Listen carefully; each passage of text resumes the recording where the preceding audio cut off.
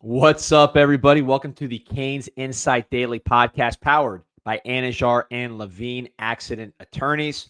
It's Tuesday, so we're shifting gears to USF. We'll do a little bit more on Bethune, but really focusing on where this team is and where this team's going. And we will be joined by Canes legend, your favorite, the most complimented, requested. I mean, we get so many messages about this guest, Ahmmon Richards, wide receiver, freshman record holder for yards.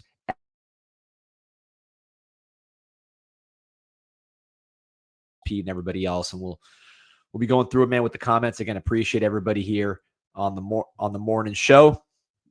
Always appreciate Anajar and Levine Accident Attorneys. If you or someone you care about has been injured in an accident, you could be entitled to significant compensation. Dial 1-800-747-FREE, 1-800-747-3733. Take back control of your life with Anajar and Levine. Pete, hop in here. Dude, when you were talking about Canes legend, I thought you were going to talk about me for a second, but then you said freshman record holder, and the only record I hold is appearances at the Wellness Center as a freshman. I was going to say your bench press record now, based on at Duffy's, that show we did. I've never gotten more comments on any one of us. It was the angle. It was the angle. The booth was doing me well there, man. Did you study the angle so you can repeat it? I would have had the whole thing scoped out and geometrically inclined. No, I should have, but that's why. Listen, I hit it early this morning. Gotta just keep working for all the angles, man.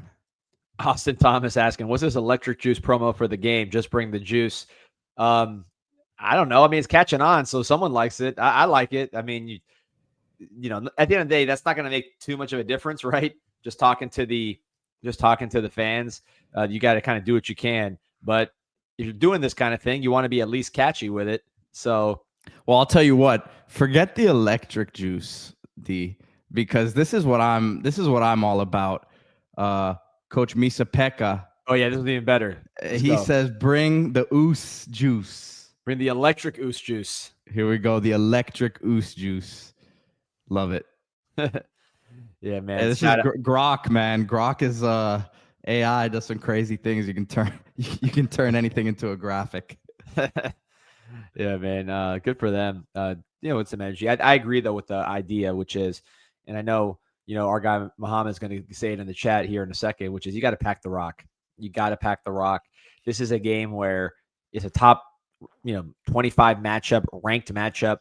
Miami's playing as good as they've played in a long, long time. USF as well. They just beat the Gators. So we're talking about, probably the top two teams in the state of Florida going at it, man. So state championship is going to be decided in the next few weeks. I like Golesh as a coach, D.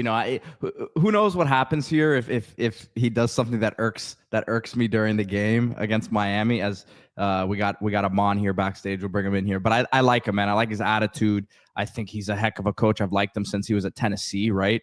And I think he was a great hire for them. And like I said, I like the attitude he brings there. So without much further ado, though, I'm gonna bring on Aman as we have every Tuesday here. Let's do it. Aman, good morning, man. How you feeling?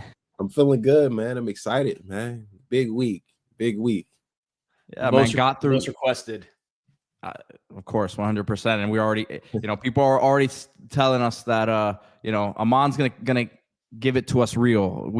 We have some homerism tendencies on this show. So, Aman, you're looked at as the truth teller here. Truth teller? I'm the new truth. Okay, that's fair. That's kind of crazy though, right? Because you're liable to tell some lies too. I've told some lies now. Hold on. I'm good, man. So I want to talk, Aman, real quick. And Bethune, first of all, just this kind of game in general, right? They've gone through it. They've done their business, but just in general, like that type of game. You've been in those games before, after, kind of like what you take from that game from a player's perspective who's played in these kind of games. What do you take from this whole week with Bethune-Cookman? Yeah, I mean, I think it was a win. Obviously, we got the win on the field. But more importantly, I do think guys, stayed healthy. We got some young guys, good reps, quality reps that, matter, especially as we get later into ACC play. Guys get out there, get a field, right? you're practicing against, the same guys all the time. So, for them to get out there, the young guys, and compete against, someone different is always a plus. I like what I saw from offense. I think we went out there, handled business. Defense as well when the starters were out there.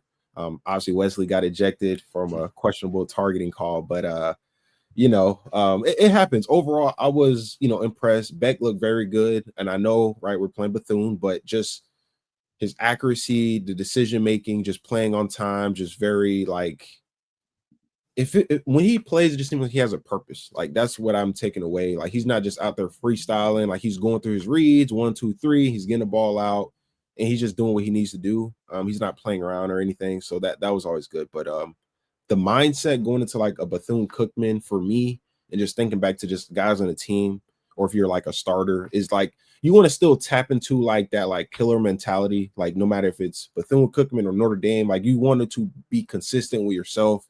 As far as like how you prepare for the game, like watching film, like you're not watching Bethune film and you're like, oh, this is Bethune. Like you're still going through the same like, processes that you do if it was Notre Dame. So therefore you're consistent throughout the year. So I think we saw that we came out, right? Guys were on point. We weren't like 3 and outing or anything like that. So that lets me know like their focus, they handle business, right? Go in there, get the job done. And if you want to sit out, third quarter, you got to put up some points and, handle business, so I think we did. So overall, it was a good win for the team and the coaching staff. So Aman, moving on to USF last week or last year, I was at that USF game. I don't know if you were there, you saw it, you just saw it. I went in person. You were there. So you tell me if you felt the same way, which was by like the second half, like when the first half ended, I'm sitting there and I'm like, man, this game's not over. Like there have been so many plays in the game, like that it felt like a full game had been played in 2 quarters because they ran such tempo. They were running so many plays, so many things happened. I was like, man, there's still 2 more quarters of this game. And obviously Miami pulled away at the end. Like this kind of game where there are so many plays and it's a unique type of offense and a unique pace.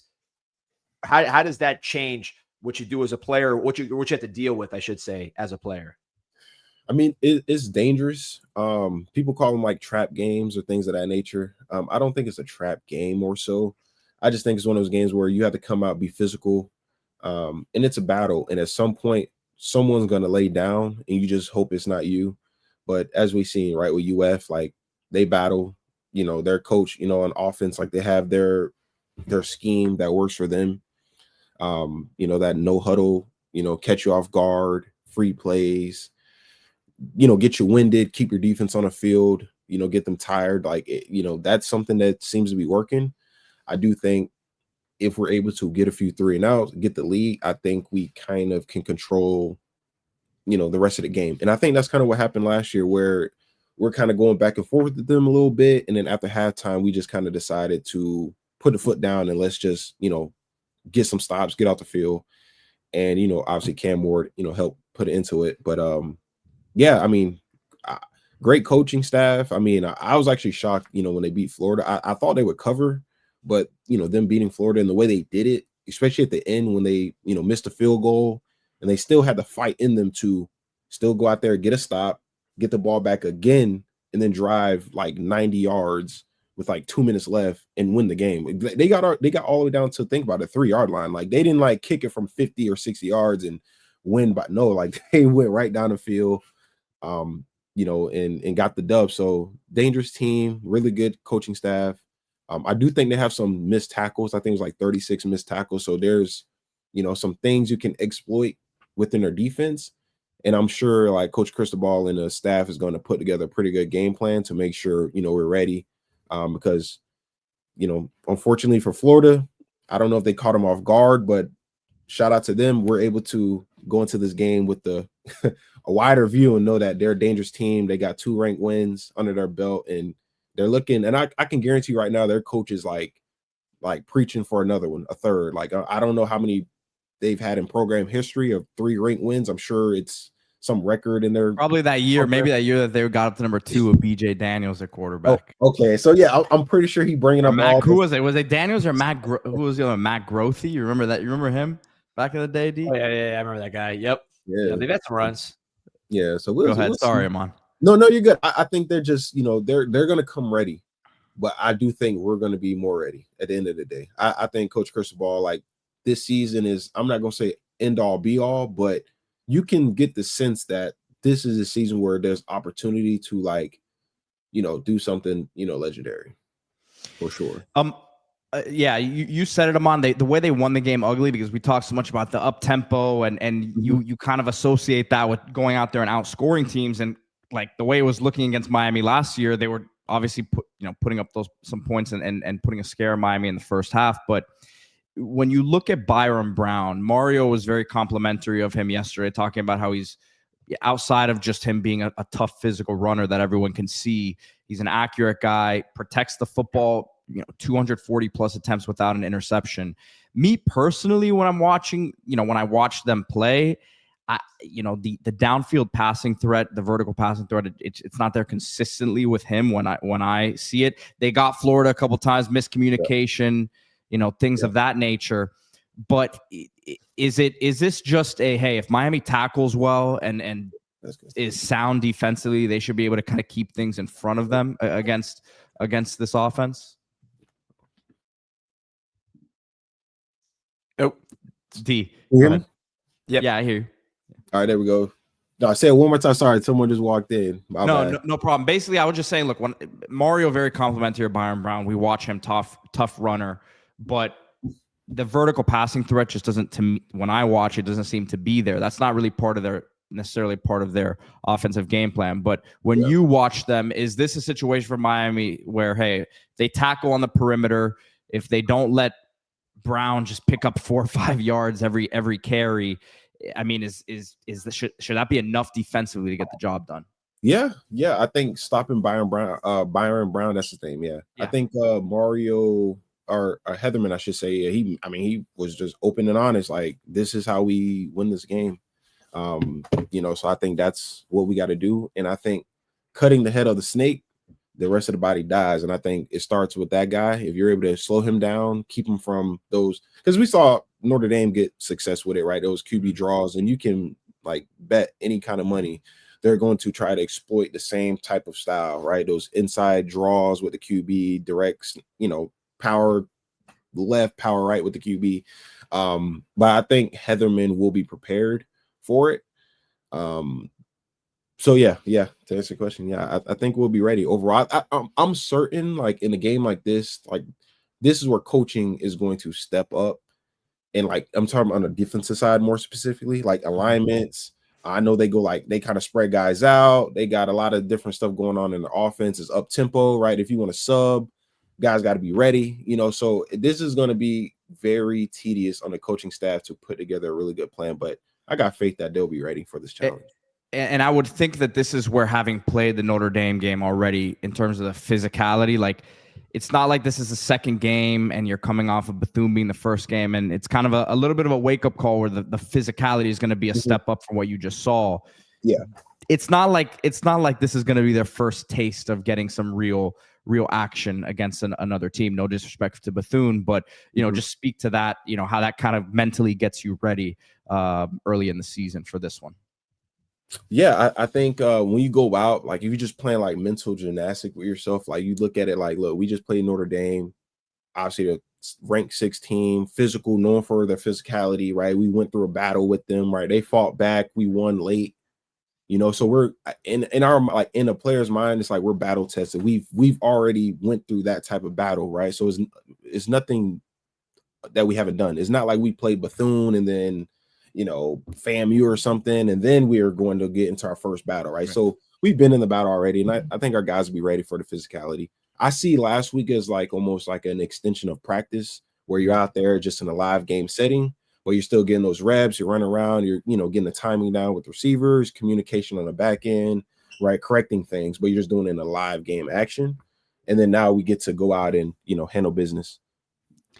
Aman, we talked about the blocking from the receivers last week, but I had to do it again because it continued here, even in the game where it wasn't same motivation necessarily on paper as Notre Dame, but they're still doing the same thing. So seems to be part of the culture. Is it Kevin Beard at the top? Is it a veteran like CJ Daniels setting the tone, the offense just kind of being a physical offense in general, and that going to the receivers, like all the above? What's making this receiving group block like it's doing? Because it stands out.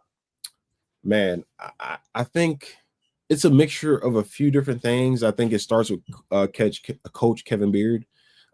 He's the guy that's in there, obviously, with the philosophy, like, what's our identity this year, right? Things we're going to do. I need you guys doing every play. And it's obvious because you don't see the drop off between the wide receivers' efforts from the starters to the guys that are backups, to the third stringers that get in. Like, they all have the same mentality. Like, they're trying to get after the cornerbacks and put hands on them. So I think, it starts with Coach KB. Then it goes to your vets. And I think someone like CJ Daniels, he just strikes me, and I'm not 100% sure, but just if I know enough, he's definitely the one that's like holding the room accountable for what Coach KB is saying, like that mentality. He's the one that's going out there showing, like, this is how we going to block, and I'm going to do it to Notre Dame, running backs or cornerbacks all game long. And whoever comes in and, when I need a water break or whatever, I need you doing the same thing. And that's what we're seeing. We're seeing like that vet leadership, like it's meshing throughout the room, I should say. And it all rubs off, right? And that's why it's important to have a vet guy in the room sometimes, right? That can be the extension of a coach, right? Giving the guys like Malachi Tony, hey, we need a block like this, or I know you got a holding penalty last game is because you didn't drive your feet or you did this X, Y, and Z. And you hear from the coach, but it's always important for the players, like the guys you're going to war with, to have that same type of mentality and give you that same game. And I think that's what CJ Daniels is doing. And it's like, you can tell. There was a question here as got the dog barking. The mailman might be here. But D, I'll let you take this question real quick, D. About D depth of concern. I think Blunt should be back. Yeah, low out, McConaughey out. Some of our bigger defensive ends are out. I mean, not a good thing, but I think Blunt's a guy that's going to play a lot. Now, you want him at defensive tackle too. So I think the problem you see is that we're just missing some of our bigger bodies. So we have a lot of the smaller guys all healthy: Malik Bryant, Marquise Lightfoot, Herbert Scroggins, Booker Pickett. But then the bigger guys, there's more injuries there. So I do think that's a concern because, number one, obviously you got to give Ruben Bain a break. Number two, Blunt, I think, is going to play a ton, but you need to play Blunt at defensive tackle too a little bit. In Notre Dame, he kind of played both. So having him playing extra snaps at defensive end is tricky. You don't want to move Mesidor out there, although you could probably, one thing you could do is you could have Mesidor play both sides because he's big enough to be on that field side where he's covering more ground like a Ruben Bain and being stout. And you could also have him on the boundary side, which is where he starts, which is your faster guy, and maybe get like a Lightfoot more playing time. So I don't know how this will play out. I think a down the road option, I'm not saying I've heard this would happen, but you could theoretically, with a guy like Mesidor who's 26 and is pretty smart, you can move him over to, now he's 26, but he's up there. You can move him to the other side as a backup to Bain when he's not starting on the boundary side. And then the boundary, you get more playing time from the lighter guys because they like to keep those lighter guys, Lightfoot, Bryant, all those guys on the boundary because when they're on the field with all that space to them, they can get washed, and then it's a big play on the running game. Yeah, and they use. I've noticed Heatherman, and we talked about Guidry dropping guys, but Heatherman definitely is dropping like Lightfoot and some of those guys, or Malik Bryant, into coverage as well. So yeah, no, that's a good point. I didn't really think of that. Yeah, put Mesidor if it comes to it behind Bain, and have a good rotation where guys can stay fresh, especially in a game like this where they're going to be up tempo, they're going to be moving the ball. Unless you're just getting stops, right? Then it kind of doesn't matter. But Were you there the day that Lightfoot got that pick? That was one of those days where there were a bunch of people there. I don't know if you were out there at practice. It was Lightfoot had a pick like 20 yards downfield, and it was like he looked like a DB. I mean, he was covering ground. He is fast. Yeah, no, I wasn't there, but like when I'm watching him play, like he's definitely light. I don't know his name is Lightfoot, so he's definitely a little lighter in. But I mean, bro, is he fast? Like that kid can run for a DN, like. He definitely like a receiver or something back in the day because he can move. Yeah, his hips, like his torso is flexible. Like that's he can change direction pretty at an elite level for that height for sure. Yeah, if he doesn't make that play Notre Dame where he pretty much runs the quarterback out of bounds because he literally walked him down.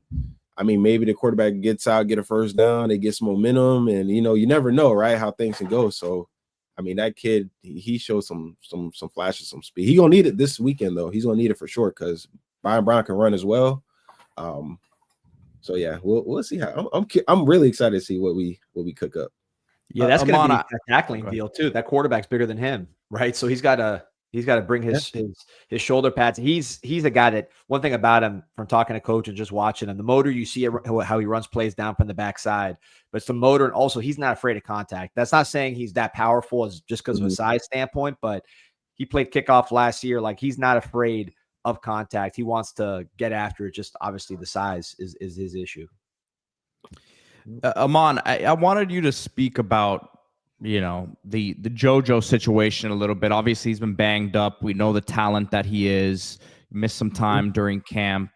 If you put yourself in his shoes as a young, talented freshman or second-year receiver, I should say, but really, your first year that you're expected to be one of the primary, players in the offense.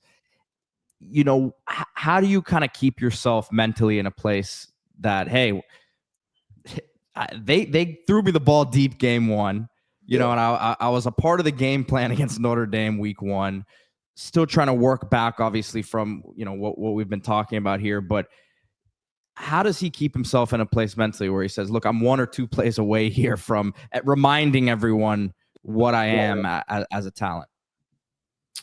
Man, it's very difficult for 2 reasons, right? Obviously, the man, he's worked all off season, right? He's went through spring training, summer workouts, summer camp, right, to go out there and perform. So I just know he's itching to get back out there and just be healthy so he can really show the world what he can do.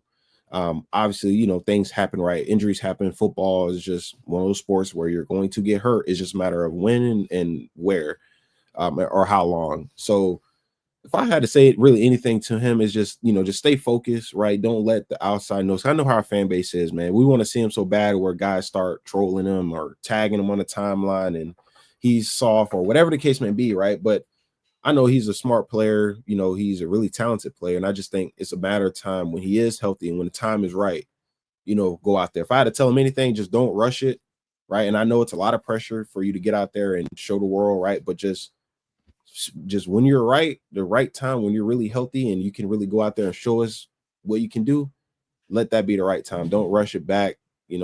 Just stay the process. It'll be a 16-game season, man. Yeah, it's a lot. Like, dude, we're going to need you when we talking about Louisville at home. We're going to need you. We talk about Virginia Tech on the road and it's going to be cold. We're going to need you, right? So just don't get caught up in the early season. Like, I don't want to say heroics, but everyone wants to see you early and they want it now, right? Just don't fall for it. Get back healthy when you're 100% and you really feel you're 100% and you be your best self, then come back and show the world. Pulling up this tweet here from Josh Darrow on CJ Daniels. Shout out Josh Darrow. He said CJ Daniels, one of 2 active FBS receivers with 2,500 receiving yards and 20 touchdowns, ranks him 3rd among active FBS players in receiving yards. So guys, played a long time, been productive. And then through 2 games, we talked about the blocking, but obviously he's also making plays. Yeah. What do you see from CJ Daniels as a veteran leader of this group? I see a receiver that has played a lot of college football, a lot of experience, and he understands like body positioning, and he just have a really good catch radius, as we saw at Notre Dame, and we just see last week as well.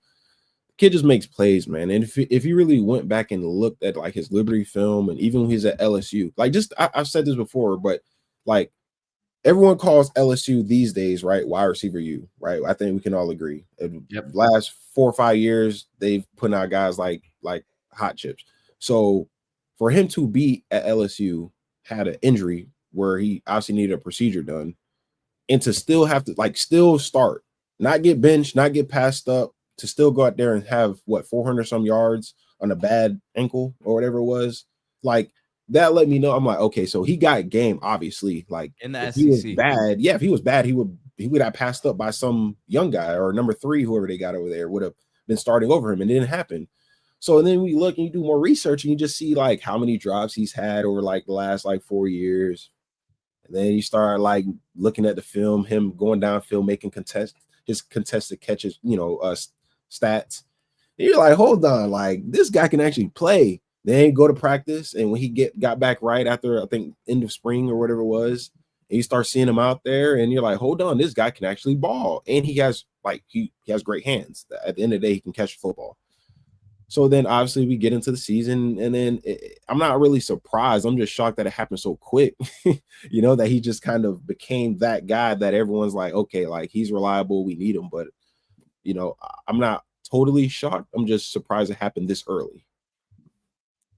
And just the impact of having a vet in that room. Sorry, Pete. I just asked about the, you led the team in receiving as a freshman. So your situation was a little bit different as far as, being kind of leader of the room, but I guess similar to what like a Malachi Tony is going through now, but just having that vet presence in the room, how important is it for that group? Very good, man. I mean, it's very important. Like you learn so many things, especially as a young guy, like you learn how to watch film, you learn how to take notes like the right way. So like guys like Dayall Harris, who didn't play a ton, like he got in a good amount, but he was a guy in the room that was like showing guys, making sure guys, take notes, do it like this, what to look for when you're watching film, how to watch That's film. not the first time I've heard that, man. There was a lot of love for Dayall Harris. Yeah, Dayall was like the guy, like he kept the room like all together, even though he wasn't like the star of the team, but like everyone just respected him. He was like from like Mississippi, yeah. Cool personality, like funny guy, right? And he just worked hard, so everyone just kind of like all gathered, like not around him, but it was someone that in the room. Like I feel like Tony Johnson brings some of that too to the room. There we go. See, and that's why we went out and we get a guy like Tony Johnson that, a guy like Malachi Tony could learn from. Yeah, he may beat him out and have more talent or like, more upside than Tony Johnson, but Tony Johnson played a lot of college football. He was at FAU Cincinnati. He knows the position very well, so you need. He doesn't look bad either, man. He looks like he can give us some good snaps if need be, man. Yeah, I think later in the season, you know how it is, man. It's a long season, 1 week to the next, guys may be nicked up, whatever the case may be. I'm sure at some point during the season, right, you're going to get a good dose of him. And he's a guy I think that can come in and, be productive for us for what we need him for. Let me just ask from a technical perspective, Aman, because last year with Cam Ward, he had a lot of time and he created a lot of time. I think he led the nation in the time between the ball was snapped and the ball going in the air, right? So you saw Restrepo average like 16, almost 17 yards per catch. People think of him as like a slot kind of short yardage guy, but he was good getting downfield because a lot of those scramble drills, boom, he's getting downfield.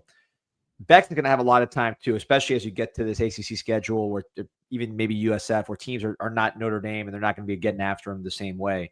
Like with a quarterback like Beck that's not scrambling around, when he does have maybe a little more time than just the like designed amount, like how do you help him as a receiver to say, okay, maybe I didn't get open on the initial one. I don't expect you to scramble around. It's not like a backyard Cam Ward ball where, it's a little different, but how do I make it easier later in the play for you to potentially get the ball, I would say outside of the script, but given the extra time? Good question. It is different. When I think about Beck, I kind of think of Brad, for example, where Brad wasn't a runner and, we played so on script that there was a few times where we, he had to roll out or the play broke down and he had to get out, and then that's where we just revert back to like scramble drill, like our basics. And we just trust that, he's a guy that's seen a lot of college football that knows where to put the ball if we just get into position. So I think it's the same with Beck, where he's played a lot of college football. So if a play does break down, like he knows like, hey, the backside receiver, like you're going to the nearest upright, the two receiver you're going over to the nearest pylon, and then whoever the closest receiver is, you're going up the field and coming back to the quarterback, right? So you just get into your basic scramble drill, and I just think someone like Beck can provide that. And then when I think, if we almost saw it, but if you go back at that Notre Dame game, the play Beck started to roll out, it was two plays. He rolled out, hit Malachi Tony, right? He kept going over to the nearest pylon, even though the route was a post, but he broke it down, came back flat. Then later he threw, I think it was like second and long, or before we're going to kick the field goal, he threw to CJ Daniels on like a 10-yard hitch, but he started rolling out. He started to keep it. And if he would have held it, to be honest, he had Elijah Lofton streaking up the field. But he didn't throw it that way, or whatever the case may be. But I do think like we have like a system in place where if a quarterback like Beck has to scramble out or extend the play, like we already have, I want to say a second play, but I think we have a good understanding of scramble drill, and so does he, where we just immediately get into like that type of And that's it. Just so I concept. understand, because I know the play you're talking about. CJ, his job in that is to just come towards the quarterback and just make himself available, right? Exactly. And then whoever the second receiver is, they're usually going to the nearest pylon, and the furthest receiver is running like a deeper post. That's kind of like the basics of like scramble drill. You know, if it were to come up in a game, that's kind of where we get into. But I don't think we'll see it that often, just because I think Beck does a really good job of getting into his checkdowns very quick, so he gets the ball out. But we'll probably see it a few times, and it may end in a few touchdowns. Yeah. It's funny. My kid's playing flag football now, and the first thing he does, he runs deep every time. And he's like, "Man, Bobby, I'm open." I'm like, "That's not Patrick Mahomes back there, man. Make it easy for him. Come back to him. Come back to the That's like all these kids jacking threes up, man, because of Steph Curry. Yep. Yeah, that's what's in nowadays, man. He love going deep, you know, the blur, man. Aman, you know, in terms of looking ahead here, right? Obviously, Florida took that loss, and we always say we can look ahead because we're not playing the games. The team is, but what did you learn anything from Florida in that game? I mean, you were saying before that it didn't surprise you that USF covered there, but your thoughts on kind of what's going on in Florida? I mean, this is a team Miami plays in a week and a half here, so. To be honest, man, just like God honest truth, my personal opinion, I just think the philosophy was just like the fan base in a way where only thing you ever heard was, you know, they got DJ Lagway, so they're gonna win, right? We bring up a lot of the stats from last year and the games he played in that they won, and they, you know, gave him credit for winning those games. He barely threw over 200 yards in some of those games. So it just makes you question, like, I mean, how generational, or, you know, I think he's a great talent, right? But when we talk about generational and things like that, I just think Florida has a lot to fix. I think the coaching, like play calls and things of that nature, very vanilla, like very predictable. A lot of stuff they ran last year, essentially. They have a few things, but it's like the same identity, right? And I think they pretty much trotted out the same team in a way that went 7-5. And they only try to bring up the end of the season and the games they won, but it's like, dude, like, you guys still lost 5 games at the end of the day, right? There's a lot to correct. You know, the defense, I think, you know, won some games at the end, but just for this year, I just don't think they're a very good team. Like, they have the talent, but when it comes to like coaching, like getting off blocks or their offensive line, like, you know, getting up to the second level, getting up to the line, you just don't really see it. Like, you don't see like that physical team, you know. I think they're talented, but they're not physical. And that's where I think USF caught them slipping. And USF was a more physical team for all 4 quarters. You know, they never laid down. I think there was a point where Florida kind of like got caught on the ropes. And, you know, USF just went for the knockout shot, and they hit, they connected. So, I mean, something D and I talked about a lot, and I just went to go look up the exact number, but the 70th ranked portal class, only 8 portal commitments brought in, if one of them as a 4-star, the rest 3 stars and lower. So I just don't think it's sustainable in today's era, especially if you're a team that lost 5 games, right? And you're relying on that bump coming from the freshman level. It's different to say, hey, Ohio State's only going to take 9-10 guys this year. But guess what? All those guys are elite, right? So it's a little bit different there. So to me, I go more back to the portal than anything when you talk about why the team doesn't look much different than last year. But they said they developed better than Miami. They said that, you know, pretty much they don't have to dive into the portal because they spent a lot on that recruiting class. And only real person I think that was like really, you know, really good so far is obviously the freshman, the slot receiver, Vernell Brown. Obviously, he's legit, obviously. But other than that, it's the same team. Like, you know, I mean, it's the same, pretty much the same exact team. And I just think Lagway don't look right. I think his mechanics are a little off.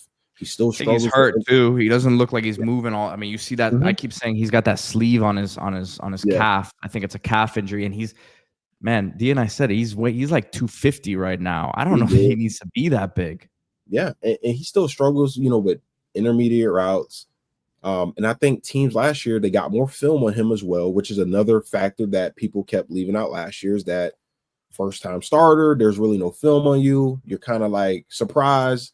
And then that second year, they're gonna take a look at all your weaknesses. They're gonna put together. They're gonna put together a teach tape, and it's gonna have all your bad plays, and they're gonna comb through and figure out why this happened, why you're throwing interceptions, what are the looks that give you. You know how Tyler Van Dyke was struggling against cover 2, right? And teams figured that out and was like, hey, we're gonna do 2 invert. We're gonna same thing. Like they're gonna look, see what you struggle with, and they're gonna make you do that more times throughout a game than what you do well. And I think Tulane did it against him. They rush 3, drop 8, just waiting for the thing. I think he's a little too aggressive at times, and they're just sitting like sharks, and they're just waiting for him to make that throw, try that deep post route that he's throwing cross body. Like it was almost like Cam Ward did last year at times, throwing a deep post cross your body. Like, dude, it's getting picked off. Like this is college football, right? It's not going to work like that every time.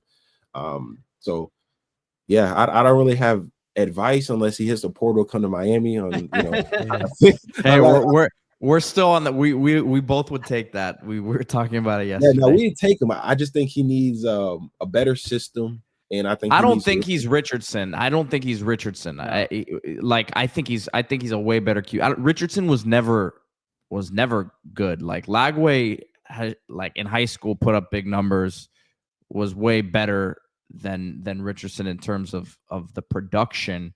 Mm-hmm. And Richardson showed even at the next level that he had a whole nother system, whole nother coach, whole nother set of circumstances, and it didn't work out for him. Yeah, Lagway, I like. Yeah, I compared him to Richardson in the sense that they're both like big guys, muscular. Like if you came off the bus with him, you're like, okay, like this is my quarterback. Like that's the quarterback you're creating on the video game for sure. Exactly. I do think obviously, Lagway has like a special arm talent, just like his touch, his quick release. But I just think, missing a lot of time in camp, spring ball, right? They're telling us he's throwing a ball. He maybe not, whatever the case may be. It's obvious that he don't have enough game reps and he's not right. Obviously, you can just look at like just his regular play. Like he's not. Hey, really listen, they say Mario's the one who lies about the injuries, but Mario was on point with Beck this offseason, man. Yeah, Mario said he was throwing, and we're seeing what it looks like. So yeah, Beck looked good. You made a great point, which is that like Lagway's seen a lot of these adjustments for the first time, like TVD did. It's kind of like with Beck, he's been around so many times, so often, so long, and he's seen so many adjustments that like he has the answers to the test already. It's like when Tom Brady, not to compare him to Brady, but just any quarterback that's been in the NFL for 10 years and has been able to start for 10 years, by the time they're in that level, like they've seen everything. So you can't really trick them too much. I mean, you can beat them, but they're not, they've seen it all. They've had too many reps. Yeah, that's why I was so confident. Once we got Beck, and I honestly like went back and really was looking at like Georgia film, just different games, like condensed versions, whatever the case may be. Even 2023, like I just think we got like that like you can tell mentally, like he's actually like here, like he's present, like he's actually like enjoying the game, like he's really going through all his reads, and he's not just saying like whatever, like he has faith in the team. I guess that's how I can put it. That's what I see, man. It looks like he's a quarterback that trusts his receivers, he trusts his O-line, trusts his run game, and he just has to do his part. I think that's the biggest thing I'm taking away. I think his first year at Georgia, he was just able to do his part. That second year, he felt like he was having to do everybody else's. Like, I got to throw it in a spot where the receivers, can maybe catch it, right? I think he was like thinking and playing for everyone else and not like focusing on himself and being the best version. And I think that's what we're seeing now. He's able to just go play his game, and we're making plays on the outside. The line is blocking him, right? A run game is getting very good push, so it's not 3rd and 15, 3rd and 16 where he's forcing the pass into double coverage, triple coverage, right? I think we're always in 3rd and manageable for the most part, and he's excelling in it. So hopefully we just keep it going. Great hypothetical here. I want to give this to both you guys. And coaches can't do all this stuff, but we could do all these questions here. So let's go. G Nice asking, fellas, would you rather take CJ Bailey or DJ Lagway next year? Go Canes. Interesting question. I see Aman reacting, so we'll start with you. What do you got on that one? Oh, why they do that? Why they do this to me, man? See, now I'm sound like a hypocrite. What would you say? If I had to take one, I'm gonna be honest. I'm gonna go with Lagway. I'm not gonna sit here and lie. I can't lie. Why I'm gonna go at Lagway? I do think there's talent there. He has that natural just arm talent that you can't really like coach. It's just I think the different techniques and just things within the game once he gets those down pat, which comes with experience as well sometimes and coaching.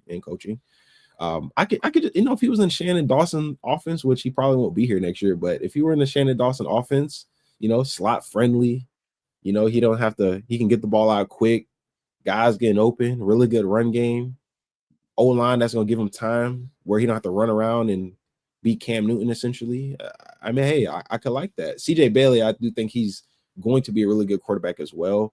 But I don't know if I had to pick one. I'm going with Lagway. I can't lie. Michael already brought it up in the comments, but are we taking this at face value? Is this just like a one-player thing, or are we talking about like who comes with him? Because I'd say like 95% Jeremiah would come if CJ. Oh yeah. Hey, brother. That's no package deal. That's a no-brainer. It almost happened this offseason. What? Hey. Anyways, if I'm taking it 1-for-1, I'm also taking Lagway. But yeah. I'll say, here's the only thing I'll say, and I like both of these guys a lot. I would take either of them. I think CJ Bailey is on an upswing, right? Lightweigh's already got the body. He's probably trying to lose weight. I think CJ Bailey, you see him as he gains weight, he's just getting more and more physical. The ball's going out with more velocity. His release is getting better. I see him on an up where every time you see him, he looks faster. He's already 6'6". He looks heavier. He looks stronger. His release is a little tighter. So he's a guy that you've seen him, Aman, you've seen him playing sports your whole life. Sometimes these tall guys that are like extra tall, they develop a little later, even in the college level. Fernando Mendoza, somebody who his athleticism was always a big problem. Then he got more every year. He gets more and more athletic just because he's getting into his body. CJ, who's already very athletic and a good runner, I think as he gains weight, as he gets more reps, he's someone who's going up. So I would say Lagway probably right now, but CJ Bailey, to me, every time I watch him, he gets a lot better. So by the end of the year, we could be singing a different tune. Yeah, that's true. I think he's still improving. Obviously with NC State, I'm not sure how many weapons they have over there as well, but we'll see. End of the season, I think we can get a better idea. But if I'm going just off right now, upside, like who can be at their peak, who's who, I would go with Lagway if I had to choose one. Great question, though.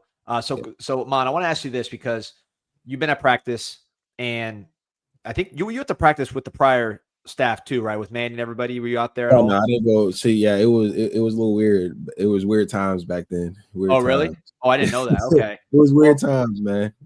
One thing, I was out there, and what I'll say is, as a fan, fans always say, I'm sorry that you were, D. Yeah, that's a problem in itself. That Aman's not out there, but hey, I as fans, right? You see a team and you could be like, oh yeah, like from your couch, you're like this team's soft and all that. I mean, we're the ones sitting on our couch. We're not actually doing any of this stuff, right? Mm-hmm. But I will say that I do notice from my fan standpoint and being able to go to practice, the practices are a lot more physical for my eyes under Mario than under Manny. There's just more contact. There's more like block destruction, more just like getting off blocks and that kind of thing. It's designed after the Alabama practices. It just, from my visual, it looks more physical. And obviously the product on the field from the receivers down to the line is a more physical product. You as a player who has to actually go through these practices and deal with the physicality, at the college level, I know the pros is different. Do you think there should be more contact at practice, or is it kind of like, guys, preserve our bodies? We got to go out there and play. You can't beat us up in practice. Man, great question. There's a fine line, I think, where you want to get enough thump, right? And, good looks in practice. Where I feel like, yeah, we weren't physical, obviously, when Diaz was here. Like, we were very undersized. Guys weren't really tough. And we're doing a lot of things outside the field that just, didn't make sense if you're at a University of Miami trying to go win a national championship, right? And I think the difference is, like, with Mario, I do think obviously we have, the facilities are getting there. Also, just like nutrition program, like that's all in line. And also I noticed, like, during practice, we have these periods where they pretty much stop practice like halfway through, and they go into like that chamber thing to like cool down and kind of like reset, refuel. That's stuff like we didn't have like prior. So I do think you can like have physical practices as long as like you're taking the right measures to make sure guys' bodies are holding up. Which, you know, I don't think we've ever, at least on the rig, I don't think we ever stopped practice halfway through and went and cooled down and then came back and continued. So just being smart, right? Just, I'm not sure what technology's out there nowadays. And I'm sure, you know, Cristobal has guys doing a lot of research on how hard they can push, you know, try to push these guys' body to their max. I know they're tracking like their speed and things of that nature to see, you know, how guys are, you know, performing during practice. So I guess to answer the question, you know, it's like, I wouldn't say rolling the dice if you're doing the proper research on how hard or physical practice can be. And so far, like we've been relatively healthy throughout camp or spring. You know, obviously guys going to get nicked up here and there, or, you know, something's going to happen eventually. But for the most part, if you look at our body overall, like guys are bigger, stronger, faster, you know, mentally stronger as well. Like I think the team is mentally tougher. And yeah, we're a lot healthier than years past, you know, years prior, I should say. Aman, do we got you till 10 here? Yeah, no, we're good. All right, let's take a quick little break, commercial break here. You can go ahead and grab a water. I want to talk about my friends at Cash Kick. So this has been, I got a lot of feedback on this, a lot of people using this product. This is one of the biggest apps on the planet. Over 1.5 million downloads, number 4 in the lifestyle category, right ahead of Pinterest. And you know, really the feedback, I guess, people text me aside, like, is this is this real? Is this kind of is this a trick that seems too good to be true? I'm telling you, do your research. This is a big company, and a lot of people are being able to get access to all the new games. You download the app, all these games that you're seeing here for every single kind of gamer. Different kinds of styles, stuff you might play just wasting time at the dentist's office, other things you might just be sitting there and playing all day because you're addicted. Great games you can play on your phone with the Cash Kick app. And then the bonus of it is you can earn extra money just by playing, and it goes right to your PayPal. It is 100% legit. Again, Cash Kick, that's K-A-S-H, so cash with a K, kick.com. Check it out. Download the app. Play around. You'll see that the game, I mean, there's any kind of gamer you are, there's a game for you as you scroll down here and you look at RPGs, just simple kind of puzzle games, right? Crossword puzzles, solitaire, you name it, bingo.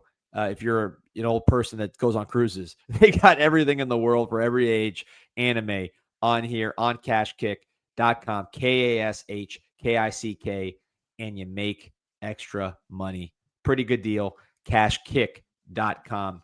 Shout out to everybody over there. And also, you know, I got to talk. I was enjoying one of these watching the Monday Night Football game, and that is Buzzin, B-U-Z-Z-N. My buddies over there at drinkbuzzin.com. Again, that's drinkbuzzn.com. If you're in South Florida, just head over to Big Daddy's Liquors. You can grab yourself a case or 5 of Buzzin at Big Daddy's Liquors, one of the top liquor stores in South Florida. If you're not in South Florida, you just don't want to get up and drive, go to drinkbuzzin.com, B-U-Z-Z-N.com, and get your order. Your first order, you get 50% off. Use the code FIRST50. Buzzin', brighten the vibe. All right, let's bring him on back here. Oh, there he is. Let's go. All right, what's going on? So, yep. Whoa, where'd I go? Hey, there's everybody. You know, Man, I know you're a college football guy too. You know, just watch the Canes. Anything catch your attention just watching the whole world of college football? Yeah, one thing I noticed is that I think we got the best quarterback in college football. That's the first thing I noticed looking around the country.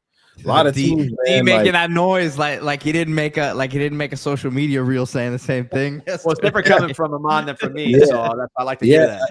Yeah, no, honestly, man, I'm just looking at all the different teams, man. Ohio State situation, you know, Clemson situation. You know, I think LSU is the only one that you can you can kind of go back and forth on. And I still think, you know, I think Beck's Mateer's pretty good too.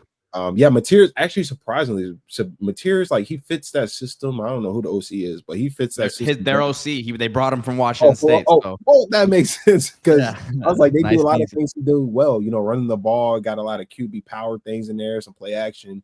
So Mateer's doing his thing over there as well. So, but you know, if you're looking at that list, that came out before with Arch Manning at 1 and Beck at like 10. And you're just looking at it now, it's just like, where did that come from? Like hate, like where did that come from? But yeah, that's the first thing I noticed, man, is that a lot of these teams are very spread out. You can see the portal like working throughout the country. Like teams are very like kind of balanced out.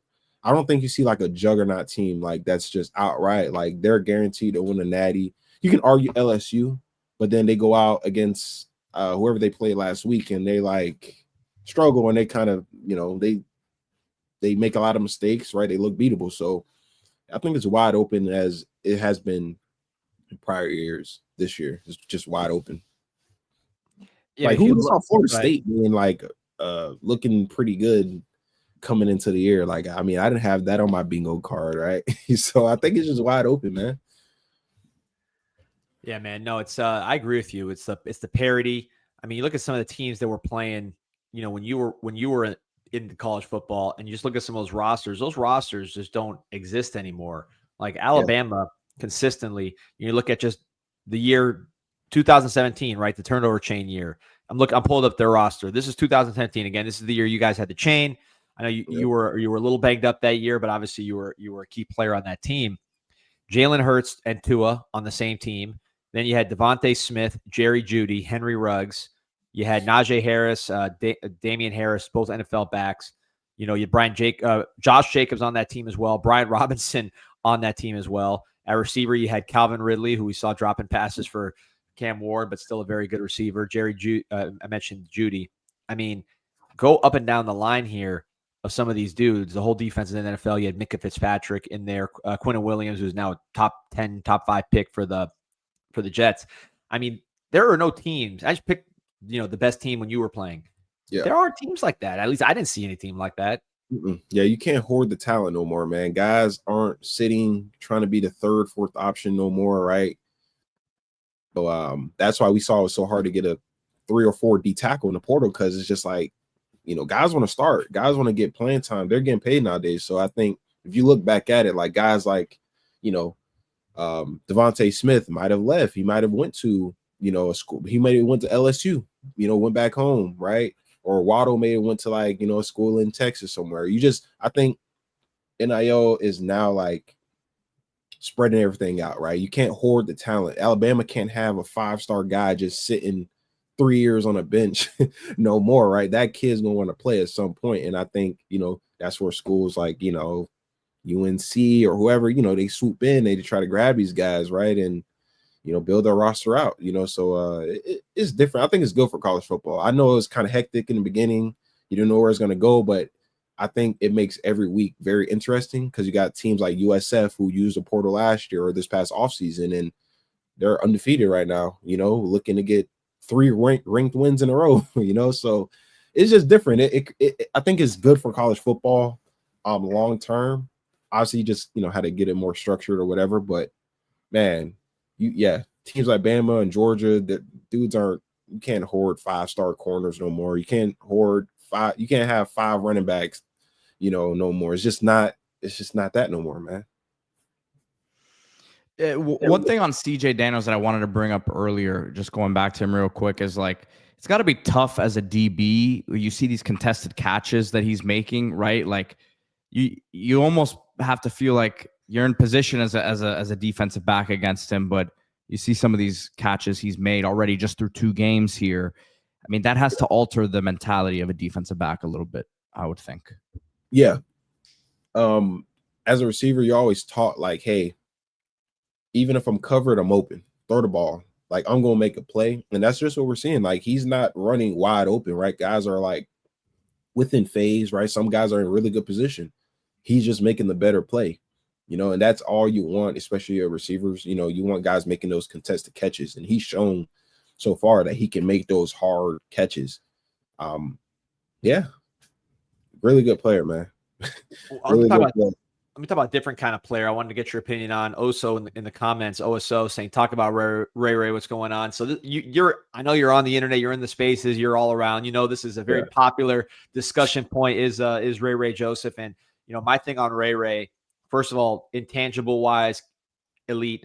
And then you look at what he's done with his body as far as putting on or losing weight, getting faster. I thought he looked faster in spring. I thought you saw a little bit of that here in the Bethune game. Obviously, Emery would want to have that pass back. If he would have hit him, probably be talking even more about Ray. But to me, great kid, great worker, smart guy who's really improved his body and gotten faster. What do you see when you see Ray Joseph? Explosive. I think he's a guy that if he catches the ball closer to the line of scrimmage, like he can get yak. I wouldn't say Deebo Samuel's, right? Because I'm not trying to say like, an NFL star. I'm not trying to use that comparison. But when you think of Deebo Samuels, you don't think of like a receiver. You think of a guy who's dangerous with the ball in his hands that can catch the ball, right? It makes me wonder, did Ray play running back at some point? Did. I think his whole life. All right, so there's my answer. There's my answer, because when I watch him play, like it's like if he has a ball in his hands, like as we saw, he caught that screen against Bethune, and you just see the explosiveness on him. And we've seen it throughout camp where he'll catch a screen, go 60, 70 yards. And I think I'm just not sure. Maybe that's like more of his style. Maybe we get a little bit more creative of just getting the ball in his hands, screens, jet sweeps. I don't think he is, and I could be wrong. I'm not 100% sure, but so far, I don't think he's a guy that's running the route tree. Like, I don't think he's running 1 through 9 on a route tree, digs, comebacks. I think he's a guy where he's just like a playmaker, where you get him the ball in his hands and, he could take it 80 yards, right? Because he has that type of speed and power and run after the catch. But, it's a long season. It's still early. I'm not sure why. I think Malachi Tony is just that type of player where the route running is there, just the natural playmaking ability at the receiver position. Like, he just has it, and I'm not saying Ray doesn't, but so far, Malachi Tony, as we've seen in the biggest moments, have been one of our top guys, as a true freshman. As you see the route running on, Malachi Tony, like just the setup, from the start of the play to the ending of the play through the catch, everything is just very like precise. It's like a legit receiver type work. So I think it's just hard to take that type of guy off the field. It's just very hard. He's not really making. The only thing I can think of is literally him getting a holding penalty against Bethune. That's the only thing. But he's blocking in the run game, which I mentioned before that in practice he was blocking his ass off. He's very great routes, great hands. Even after he catches the ball, he can still get some yak. So it's like, what do you do? And I think Ray is just, doing his part. At some point during the season, I think, we're going to probably need a guy like that. So it's a long season. We'll see. But I like Ray. I think he's a, humble kid. He doesn't talk much, right? He's not on the internet rah-rahing and complaining, right? He's just head down working, just trying to get better. And I just think, it's just unfortunate, if you like, I used to say like the overthrow or whatever during the game, and, just some mishaps. Like, I think things just happen like not in his favor sometimes, and just like kind of unfortunate more so.